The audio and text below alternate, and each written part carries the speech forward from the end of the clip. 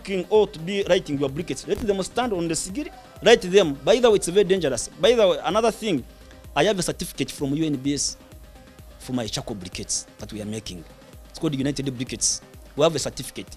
And one of the challenges that is dangerous is to write whether charcoal or briquette with Kavera. So if you know you are writing your charcoal with the Kavera outside there, better go and test for asthma or cancer or whatever. So I must tell you that these briquettes, when you get 6 on your stove, write them with papers or sticks down there. And when the fire has caught to them, first leave the fire to spread. It's called Ukusasanya in Uganda. In Ruchiga, I don't know how we call it. But let the fire first spread very well. Ugandan is, the fire hasn't spread very well. They have put the food and the things have all, and they say that is a problem. So I advise that when the fire, we have put the fire down, and the fire has grabbed all of these briquettes, leave the fire to first spread very well, and make sure that the saucepan does not compress the burning briquette. Because me as a professional wood scientist with a master's degree in wood science from Makerere University, research from Central Power Research Institute of India, it is believed that wood or the other charcoal is live fiber. So it is stronger than this briquette. Now the briquette is made by compacting the powder. Hence, when the fire grabs it, it's a bit becoming weak. So for it not to destroy it, you must make sure that there is a space between the burning briquette and the saucepan. You will enjoy it.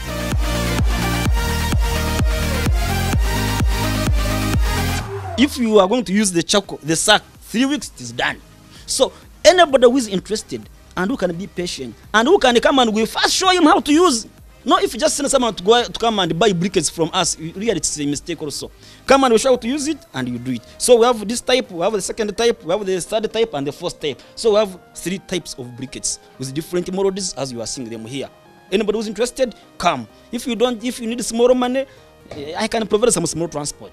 Another idea is that people can also make fertilizers or manure out of this technology. That kind of technology will normally sell you 3 machines. Briquettes, there are 4 machines. We teach you how you can burn the material and you make the charcoal dust, you can also make the fertilizers. Then of course we also make machines as here for both paper recycling as well as briquettes making. Then we are also producing the candles. Some people say candles are burning their houses. But if the Chinese are still making candles as business and export to Africans, people are saying no market for candles. It's really a shame. So we also make candles and we do liquid soap. We also do screw chop. But some of those technologies that I'm telling you, those smaller ones, we offer skills. So when someone comes here, we offer skills, and of course we even make those machines. Like candles, I think the machine for making the candles, we are the cheapest in this country. So yeah, when you come to us, you not regret. Then the final product that I'm proud of. You know, there is a man whom I like in Uganda called, there are 2 guys that I like too much. In academic world, don't misunderstand me. There's a man called Fajiru Mande. You know Fajiru Mande? That guy one time he really corrected me when he said, "What is bro your trumpet?" He meant, if you have a skill that you know you are proud of, blow the trumpet. From his discussion, I decided to make sure that I blow my trumpet by authoring books of what I have done. So that tomorrow if I'm not even around, I'm remembered for that. So I authored the book, as you can see, papers, not only waste papers, but how someone can make paper out of different fibrous materials. And this book is written by me, by Godfrey, and it talks about everything. This is a Bible.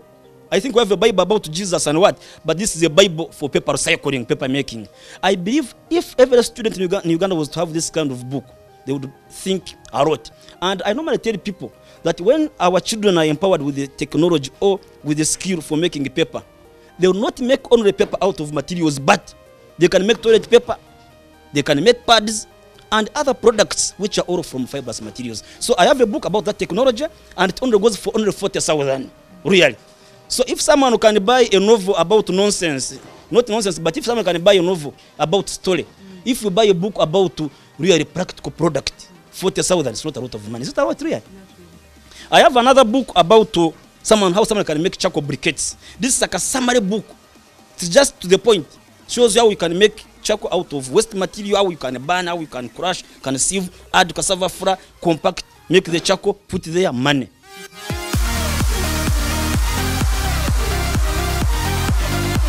What is it that you would say that drives your passion every single day to get out of your bed and do this waste recycling? My passion, really, what really annoys me is people to always sing unemployment.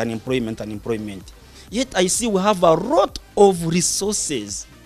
And another thing that normally pisses me off, you see, in the government of Uganda, we have a lot of freedom to innovate. Really, maybe for innovating guns, I don't know, bullets. But if you are really in Uganda, if you let me start making candles, no one will ever touch you. Like me, I'm think about making product out of waste. No one has ever arrested me or hunted for me. So my passion is that since I know something about this waste management, really I'm willing to share with anybody who is interested and ready. Not online, but down. I want you to come and touch and start from there. So what advice do you give to the youth? Many of the people we've studied with in school are only waiting for white-collar jobs, to sit in offices under ACs. What do you tell them, especially you, and what you're doing? What I would advise the youth, it is just one simple thing. Let's embrace production. Production. For sure, if you find that you are not interested into making a product for sale, you are in trouble. So you should make sure that however small is Furunya, that's in Uganda, it's called Furunya in Uganda. Shows chintu. And I normally tell the youth that when I went to India, for them they are what you call their magic password. I think the magic or the password. For them they normally have like a merge and sort issues on the way. Okay? To manage into sort the issues on the way. So what I mean, the youth, if you're always worried and what, it's dangerous. But if you decide that business, another thing also, I'm deciding to stop sometimes even trying to ask people for advice. Because you might ask someone advice about a project that he doesn't like and he really discourages you. But if you see that something I can do, and then, because now one time someone was telling us that if you find that you are a family and you are not producing any product and you are a family, you are doomed.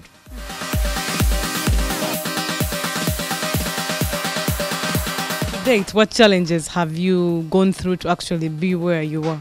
Of course, the challenges, I must tell you that our ideas have kept expanding. We are making, but sometimes even if you are doing business, you might have some challenges that you may need more money for expansion. And you find you don't have enough money for expansion. As you can see here, we are squeezed. Ideas are too many, but you don't have enough money to have what you call one operational area. So as I mentioned, we have 2 sites. Here we are making briquettes. We normally say briquette 1 month, paper another month. We are doing candles nearby. We are doing fabrications. So meaning that if we had enough money, we would acquire one space and we do all those technologies under one roof. So the challenge that you have, number one challenge that you have here, space is a big challenge. And of course for the funds, I must say that you have looked for funds, but getting funds is not easy. You write and break. And here some people even who have less than what you have, they have money. So I don't know. So we have so funds, but number one is space. Our space is a challenge. But we are trying to look around how we can use ourselves, even if it means selling some part of the properties that our parents left us. Because I see this technology of charcoal briquettes, I am seeing many people are fearing to enter this one. But for me, it's called Hakuna Mchezo. I cannot live. Okay? So I believe I would like to expand this business beyond expansion and mass produce. So that brings me to my final question. What are your future plans? My future plan is, of course, I want to own the best waste incubator center that is talked about in Africa. And if I can have enough resources that I want, because now the course that I did at Makerere University, Bachelor of Science in Wood Science and Technology, was removed. So if I would have enough fund and I have the best incubator center, I would maybe introduce there a course that's maybe a degree, a diploma, a certificate in waste management, Wood Science and Technology.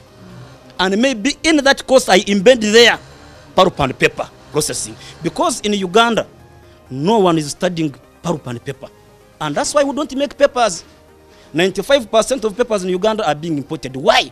Our children are not taught how someone can make paper, and that's a problem. So my future plan is just one plan. Have one with a satellite or one stopover center. I don't know, beautiful, but all on West Onre, not another thing. I don't want to go into other things. I want to have that center about Onre West, Kasasro. That is it. Thank you so much. Thank you very much. Well, I wouldn't re-echo the words that Godfrey just spoke, but from him it is Embrace Production. His is a niche in waste management, but for you out there, are you good at baking? Are you a designer? Are you good at electronics? What is it that you can do? His thing is start small and grow big with time. I mean, it's all a matter of time and passion. That was it for Legit Hustler this evening. My name is Brenda Kembabazi. Have yourselves a good evening.